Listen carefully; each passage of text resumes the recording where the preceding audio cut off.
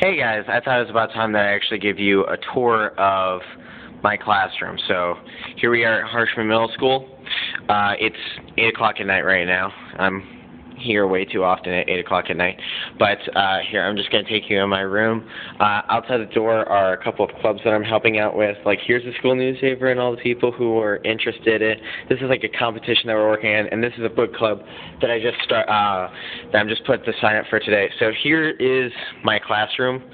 This is the way it looks. When you come in, this hasn't gotten properly set up yet because my class roster keeps changing over and over again. But in these, there's going to be like class rosters. It's like class-wide trackers based on like how well they're doing on their quizzes and tests and essays and different things that they do. Now, the first thing the kids do when they come into class every day is that they grab their folder from the bin. Basically, what we've learned about middle schoolers is that they can't be trusted to bring something every day to class, like handouts, certain things that we need in order for class to work. So, like, each class has its own bin, except for like a couple of my smallest classes which share one. So every day they come in, they grab something, they grab their folder, and then they take their seats over here. Now, my largest class is right now 15, so most of my classes I can have students just in the front rows. So I'm really lucky that way. My desks are over here. And, of course, there's my Mizzou flag, proudly representing a constant and very busy to-do list. And here's, like, my little speaker, so I get to listen to music, although more often than not I'm listening to books on tape because I find it a relaxing way to end the day. Here, we're going over here. Oh, and I should probably introduce you guys to Teague dollars. Teague dollars. No, that's a real thing. Like, kids can earn Teague dollars in class by doing well. Like, here are all the ways that they can earn Teague dollars. Like, they can become a reading superstar, earn like a 90% or better on a quiz, test, or access list.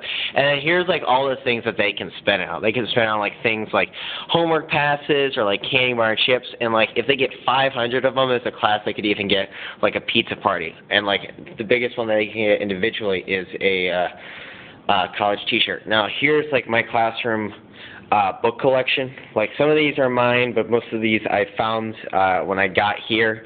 So I've been lucky enough to have like a really good book selection for the kids during our silent reading time every day. Now, this is something that I've been developing a lot, like our class rules and consequences. So like, this is what happens if like these are the rules that we have in our class, and I haven't spelled them all out, but these are most of them, like things like don't lean back in your chair, and like you can only talk when you have the participation ball. And then the class consequences are like what happens if like you choose to break the rules. So like I've given so many warnings. I've called home a couple of times, given a few lunch detentions. Actually, I gave a couple today, and then like I had a few people removed from my classroom and sent down to the office, which is always a terrifying experience. Now, when they come in the classroom for the first time at the beginning of the period, what they do is like I'll have something up on the projector here that is going usually always at the beginning of class, and it'll be like some quote, like and it usually has to be like a pretty simple quote. I've found, like not Dr. Seuss easy, but like less complicated than I want it to. And so, like, what they have to do every day is, it's called the bell ringer. Like, this is, like, what they first do when they come into class. Like, they have to rewrite the quote, rephrase it in their own ideas, in their own words, and then say if they, like, agree or disagree with the idea that's presented, and then the first and second reasons for why they agree or disagree. I give out class points, so, like, if they're doing well, if they're participating, I hand out class points. And when we get to 50 as a class, they can listen to music during their silent reading time.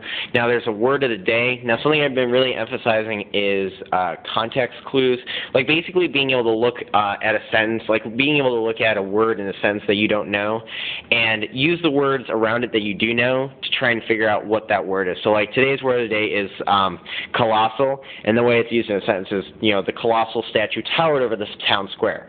So what I'm trying to get the kids to do is like figure out what does colossal mean based on how it's used in that sentence. Here are the honor cords I got from Mizzou. I give that, what I'll do is like I'll drape it around someone who said something like really smart or someone who's done like a really good job that day. Now this is like the reading corner, and I think this this is like the kids' favorite part of the classroom, and it's kind of mine too, because it's got like a little lamp there and rug and a couple of beanbag chairs, and I wish I had more. But they have silent reading time at the beginning of class every day. Not much, like less than 10 minutes of like time where they just they bring a book to class and they read it. Like all the kids I teach are really struggling readers. They're lower tier readers, so just getting them to realize that reading can be a lot of fun and that that there's pleasure in reading is a big struggle. So every day they have silent reading time where they can read whatever book it is that they want.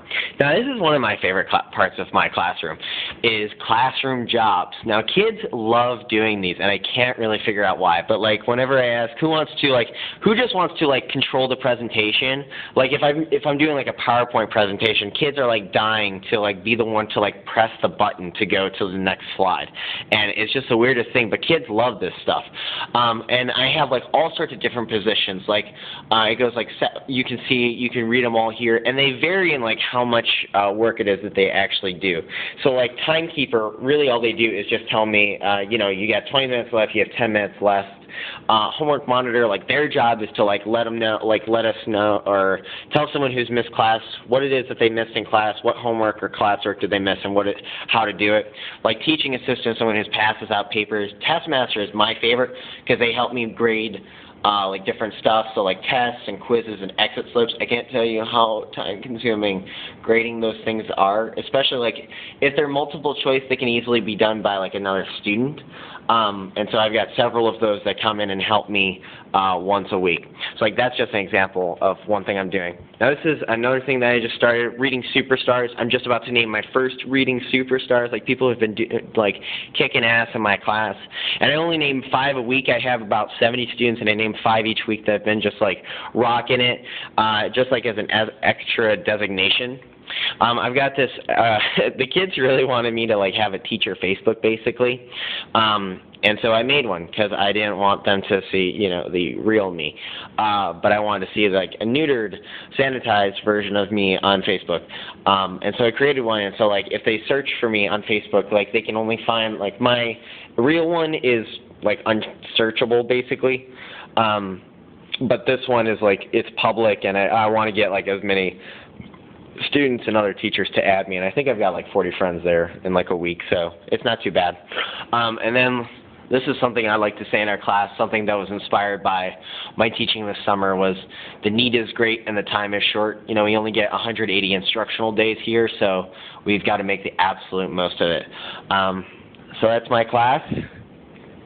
Just do a last view. I hope you've enjoyed that. Thanks for your visit to Harshman Middle School.